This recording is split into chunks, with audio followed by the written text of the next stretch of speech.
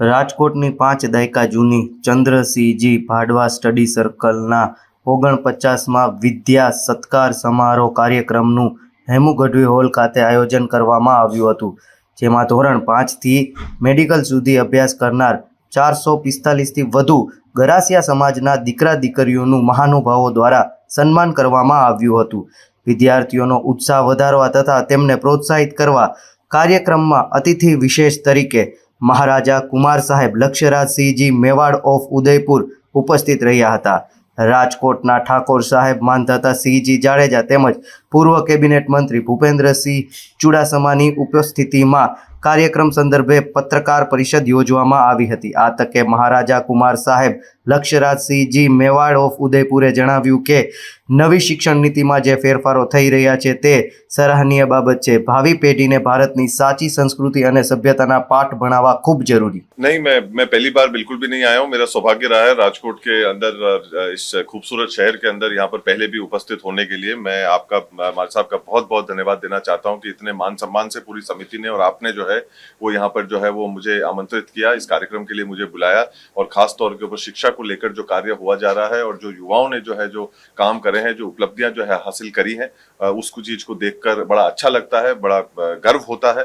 और ऐसी एक नेक चीज के अंदर यहाँ पर उपस्थिति दर्ज कराना मेवाड़ का भी सौभाग्य है। जहाँ तक सवाल रहा कि ये कहा जा रहा है, मैं उस चीज को दुरुस्त करना चाहूंगा और ये कहना चाहूंगा कि मेवाड़, भारत जो है वो युवा देश है, और वो आज की तारीख के अंदर अपने 55% से ज्यादा जो तादाद अपने देश के अंदर मौजूद है वो 35 साल की उम्र से जो है वो कम है। तो इसमें कोई शक की बात नहीं है, निसंदेह जो है वो भारत एक युवा देश के तौर के ऊपर उभर रहा है। और आज की तारीख के अंदर अगर हमारे युवाओं को आगे आना है, हम लोगों को कार्य करना है, और इस देश के ही पटल पे नहीं पर इस दुनिया के पटल के ऊपर अगर हमारे को जो है अपना डंका गुजाना है, तो उसका रास्ता जो है वो कहीं ना कहीं शिक्षा से होके गुजरता है और हुनर से होके गुजरता है।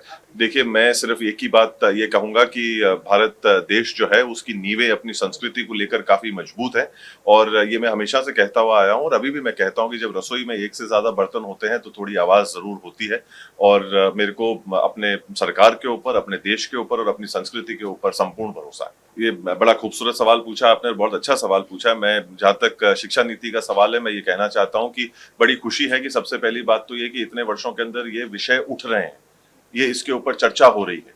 तो आज की तारीख में जो है वो मतभेद होना बहुत जरूरी है। अगर आज की तारीख में विचार विमर्श नहीं होगा, मतभेद नहीं होगा, तो हम लोग इन चीजों के अंदर तब्दीलियां नहीं कर पाएंगे, बेहतरी नहीं कर पाएंगे।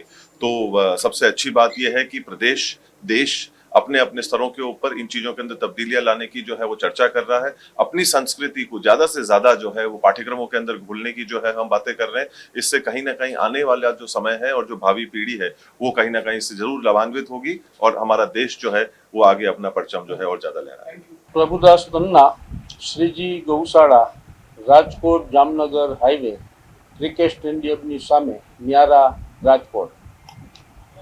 आजे अमे गणपति उत्सव निमित्ते 10 दिवसनो अमारो गणपति स्थापनानो जे उत्सव है ए निमित्ते आज सत्यनारायण भगवाननी कथानुं आयोजन कर्युं छे, जेमां 25 युगलो पूजामां बेसवाना छे, अने आजे ओछामां ओछा 501 लोको અહીં પ્રસાદનું આયોજન પણ એવી રીતે કર્યું છે કે સત્યનારાયણ ભગવાનની કથા નિમિત્તે 501 લોકો પ્રસાદ લેશે.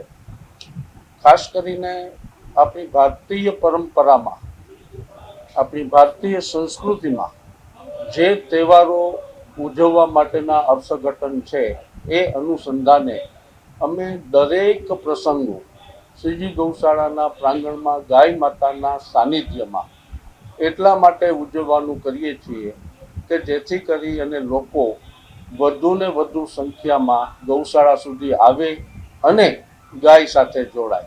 આ અમારી લાગણી અમે પહેલેથી આ 27 વર્ષથી આ લાગણી ટકાવી રાખી છે, જેથી સમાજ અને ગાય જે વિખૂટા પડી ગયેલા કે ગૌશાળાએ શું જવું એમ, એ ભાવનામાંથી સમાજને બહાર કાઢી કોઈ પણ સાંસ્કૃતિક કાર્યક્રમ વખતે તહેવારો ઉજવીએ ત્યારે હજારોની સંખ્યામાં લોકો આ સંસ્થામાં આવે છે, એને અમે ખરેખર સદભાગ્ય ગણીએ. હા, આજે લોકો જે આવ્યા છે એ બધાને 1 કલાક માટે હાસ્યરસ પીરસવા માટે અમે શ્રી ગુલાબદાનભાઈ બારોટને આજે નિમંત્રણ આપ્યું છે અને ગુલાબદાનભાઈ બારોટ આજના કાર્યક્રમમાં હાસ્યરસ પીરસે છે.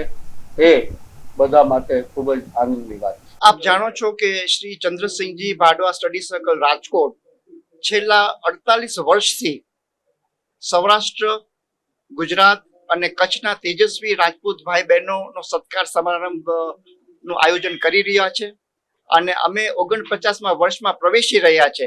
અને ત્યારે એક અમને મેવાડના એવા યુવાન, ગતિશીલ, તેજસ્વી, ધર્મ અને પરંપરા માટે કટિબદ્ધ એ વંશજ કે જે મેવાડ વંશ એના ધર્મત્વ અને ક્ષત્રિયત્વ માટે આપણે આખું દેશ માને છે, જેમાં સ્વતંત્રતા સંગ્રામીઓ પણ મહારાણા પ્રતાપ પાસેથી આપણે પ્રેરણા લે છે અને અત્યારની પેઢી પણ કે જે મહારાણા પ્રતાપ કે જેના માટે સંઘર્ષ અને પરિશ્રમની પરાકાષ્ઠા જે અસામાન્ય હતી એના વંશજનો આજે લાવો અમે ઉઠાવી રહ્યા છીએ.